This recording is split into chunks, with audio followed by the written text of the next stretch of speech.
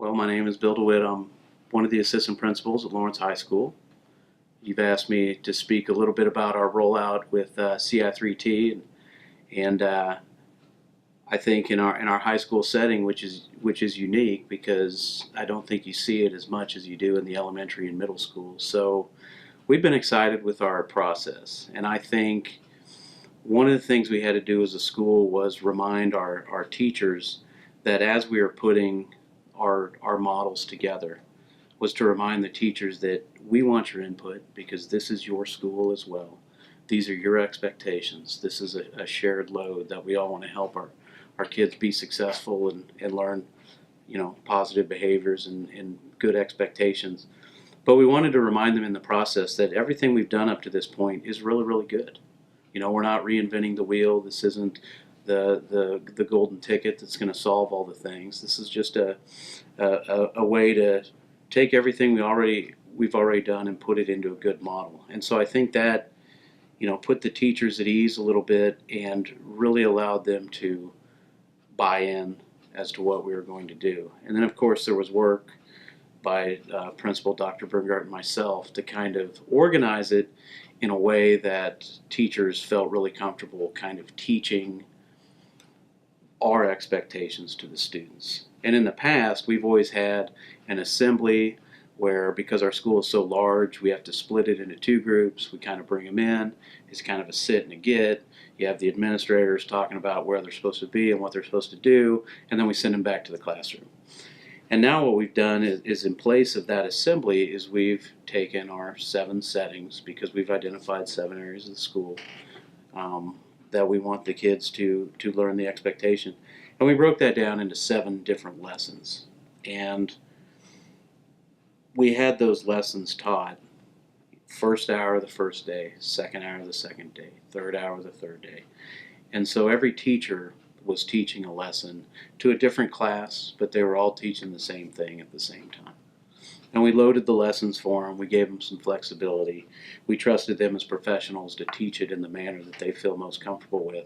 And what it really did was it took it down to the level that has the greatest impact, which is in the classroom. And so I think it's had great meaning, and I think our rollout has been very, very good, and I think we've had some surprise buy-in from some teachers that were really skeptical. So we've really enjoyed the process. One of the best feedbacks you can get is when teachers are stopping by the office going, I need more posters, I'd like to get more tickets, I'd like to talk about this experience I had with a student, which I think is really, really great, because you didn't always get that in the past.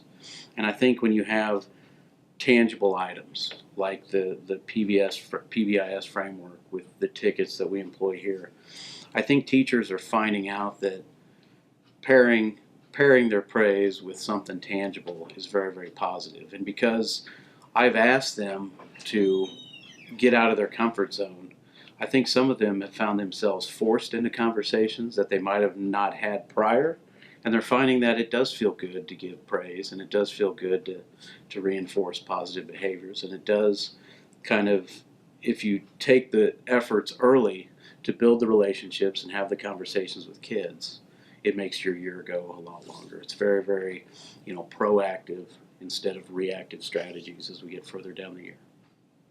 We were very proactive again in the first 7 days as we overlapped the 7 lessons to put announcements that were read by some of our student leaders that really, one, thank the kids for being a part of Lawrence High School, because that's important. And then encouraging them to, be kind to one another and kind of take the steps necessary to make our school great. And I do think there's a good buzz, and it does help to consolidate our thought into common themes and common signage. And when kids need a little bit of redirection and a little bit of guidance, we can all point to one specific area that's very consistent. And so I do think that the kids have a really nice buzz, and it's a really good vibe, and we're off to an outstanding school year. We have to be proactive in recognizing that every position in this school, from principal to custodial to kitchen staff and everywhere in between, everybody here is giving their best effort.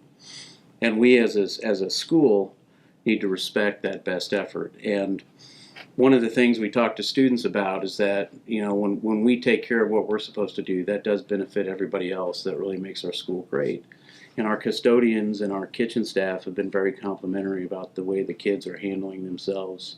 That they've seen a change in the kids, and I think part of that obviously comes from a unified process as staff to say, look, this is how we want to show that we care about our school. This is how we want to show that we value other people's times as well. And so it's been nice to get good feedback from the custodial staff, from the kitchen staff, talking about how their areas seem to be cleaner. Kids are respecting their areas better and just getting total buy-in to what kind of an environment we want to have. We don't have yet, because we're in the early rollout, we hope as we get into next year that we can have a one-to-one store.